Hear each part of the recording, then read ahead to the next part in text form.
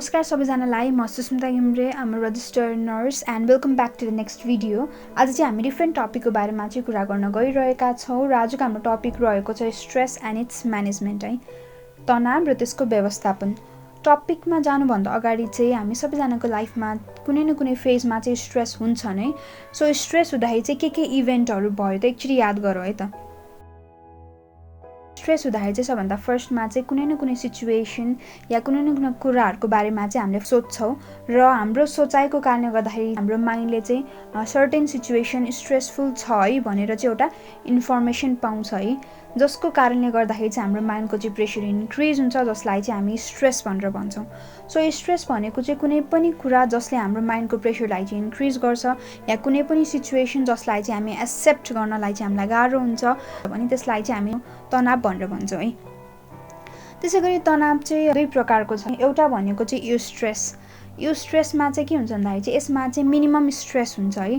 कुनै पनि स्ट्रेस जसले चाहिँ हामीलाई पोजिटिभ वेतिर लग्छ, जसले चाहिँ एउटा मोटिभेसनको रूपमा काम गर्छ भने त्यसलाई चाहिँ हामी यो स्ट्रेस भनेर भन्छौँ। जस्तै फर इक्जाम्पल हामी सबैजनाको लाइफमा आफ्नो गोलहरू छ, आफ्नो एम्बिसनहरू छ होइन। त्यो गोल फुलफिलमेन्ट गर्ने क्रममा चाहिँ हामी सबैजनालाई चाहिँ स्ट्रेस हुन्छ र स्ट्रेसकै कारणले गर्दाखेरि चाहिँ हामीले आफ्नो गोल फुलफिल गर्नको लागि चाहिँ धेरै मेहनत गर्छौँ, धेरै कामहरू गर्छौँ है। त्यही भएर चाहिँ यो स्ट्रेसलाई चाहिँ हामी पोजिटिभ स्ट्रेस भनेर भन्छौँ। र अर्को रहेको छ डिस्ट्रेस। स्ट्रेसमा चाहिँ स्ट्रेस चाहिँ एकदम धेरै बढी हुन्छ है। अनि त्यसै गरी यसले चाहिँ हामीलाई नेगेटिभ वेतिर लग्छ, नराम्रो सोचाइतर्फ लग्छ। त्यसरी कुनै पनि स्ट्रेस जसमा चाहिँ सर्टेन सिचुएसनहरूलाई चाहिँ एक्सेप्ट गर्नको लागि चाहिँ हामीलाई धेरै गाह्रो हुन्छ भने त्यसलाई चाहिँ हामी चाहिँ डिस्ट्रेस भनेर भन्छौँ। त्यसै गरी तनावको कारणहरू के हुन सक्छन् त त्यसको बारेमा पनि कुरा गरौँ है त। स्ट्रेस कहाँ हुन्छ भन्दाखेरि स्ट्रेस हाम्रो माइन्डमा हुन्छ है। त्यसै गरी हाम्रो बानी चाहिँ के छ भन्दाखेरि हामी प्रब्लमको चाहिँ सानो पार्टलाई मात्र हेर्छौँ, ओभरअल सबै पार्टलाई चाहिँ हेर्दैन है।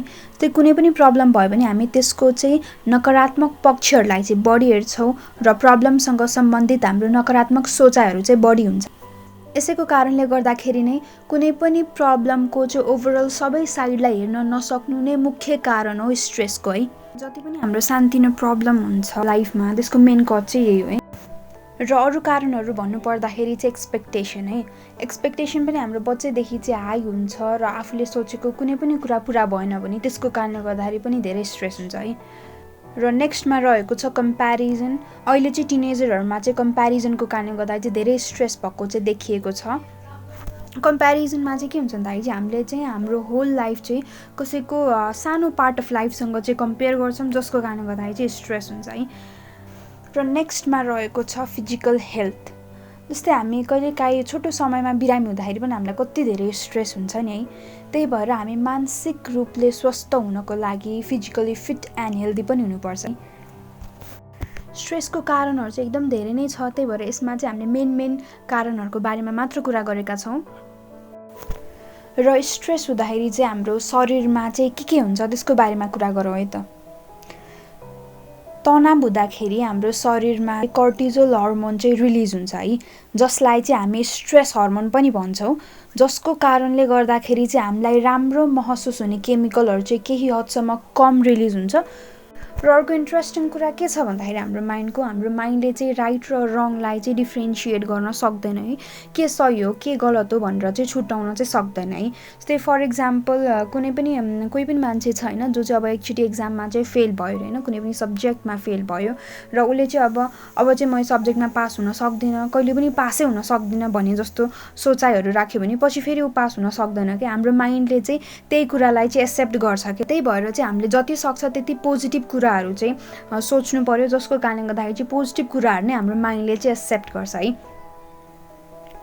र अर्को कुरा के छ भन्दाखेरि जसरी कुनै पनि रुखको चाहिँ डिफ्रेन्ट ब्रान्चेसहरू हुन्छ, धेरै हाँगाहरू हुन्छ नि होइन, त्यसै गरी स्ट्रेस हुँदाखेरि पनि अब के कुराले चाहिँ स्ट्रेस भयो सर्टेन थटको कारणले गर्दाखेरि चाहिँ हाम्रो माइन्डमा चाहिँ डिफ्रेन्ट ब्रान्चेसहरू बनाइदिन्छ होइन। त्यसको कारणले गर्दाखेरि चाहिँ हामी रिपिटेडली चाहिँ त्यो सोचेको गर्छौँ र एउटै कुरा सोचे गर्दाखेरि एउटा भनेको चाहिँ हाम्रो टाइम वेस्ट हुन्छ भने अर्को भनेको चाहिँ हाम्रो अवस्था चाहिँ झन् खराब हुँदै जान्छ।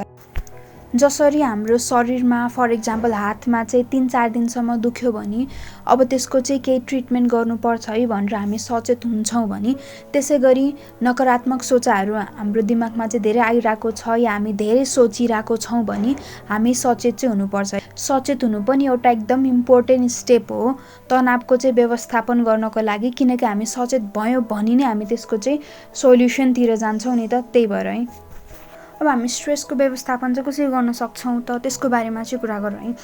अघि पनि हामीले कुरा गऱ्यौँ, हामीले चाहिँ प्रब्लमको चाहिँ नेगेटिभ साइडलाई चाहिँ बढी हेर्छौँ। त्यही भएर अब चेन्ज के गर्नु पर्यो यसलाई मेन समाधान गर्नको लागि भन्दाखेरि चाहिँ जुन हाम्रो प्रब्लमलाई हेर्ने हाम्रो भिजन, त्यसै गरी हाम्रो थिङ्किङलाई चाहिँ चेन्ज गर्नु पर्यो, जसको कारणले गर्दाखेरि चाहिँ हाम्रो माइन्डको प्रेसर चाहिँ इन्क्रिज नहोस् है।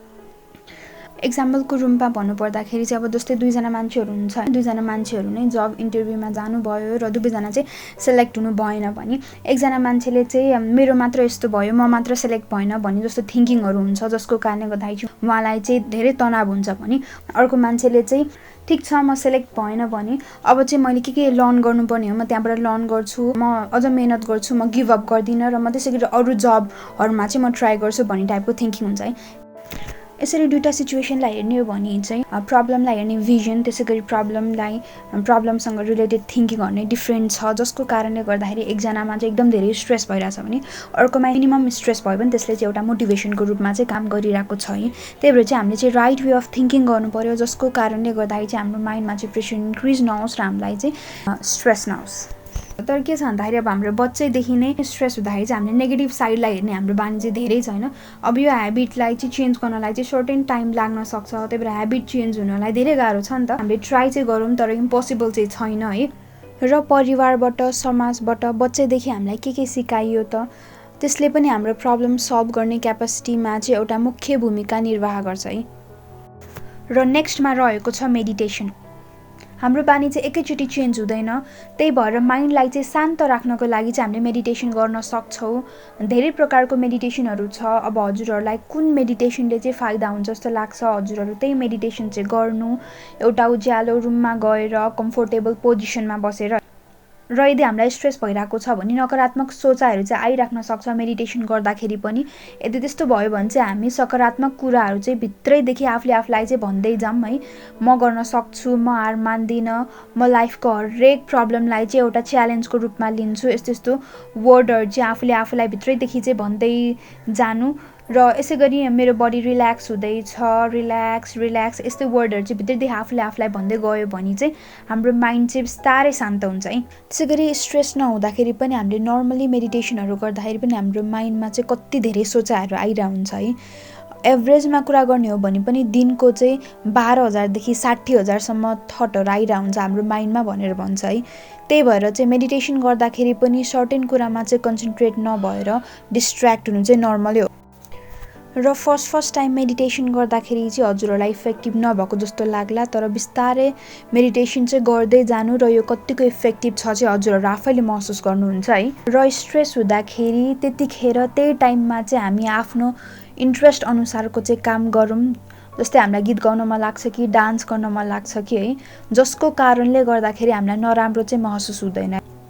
अर्को इन्ट्रेस्टिङ कुरा भन्नुपर्दाखेरि स्ट्रेस हुँदाखेरि चाहिँ हाम्रो मुटुको धड्कन चाहिँ नर्मल भन्दा चाहिँ बढ्छ, प्लस हामीले सोचेको गर्दाखेरि चाहिँ हाम्रो होल बडी चाहिँ कन्ट्र्याक्ट हुन्छ, खुम्चिन्छ है।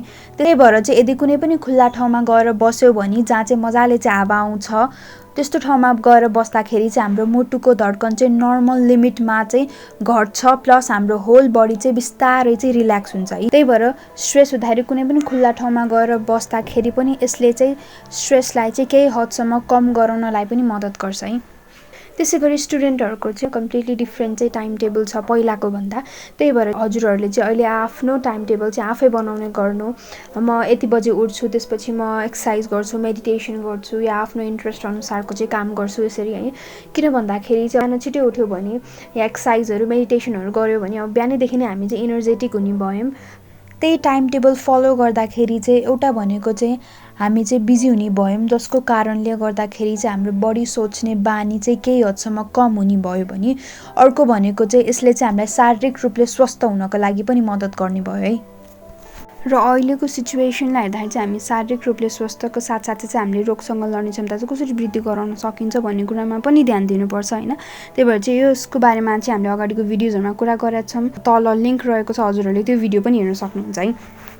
त्यसै गरी यदि कुनै कुरामा चाहिँ रिपिटेडली फेल भइराख्नु भएको छ या आफ्नो सेल्फ कन्फिडेन्स चाहिँ एकदम धेरै घटिरहेको छ भने चाहिँ डेली ऐना अगाडि गएर चाहिँ मैले गर्न सक्छु, म हार मान्दिनँ, नथिङ इज इम्पोसिबल जस्तो पोजिटिभ वर्डहरू चाहिँ आफूले आफूलाई चाहिँ भन्ने गर्नु है 10 चोटि 20 चोटि। र यो चाहिँ कतिको इफेक्टिभ हुन्छ हजुरहरू आफैले थाहा पाउनुहुन्छ।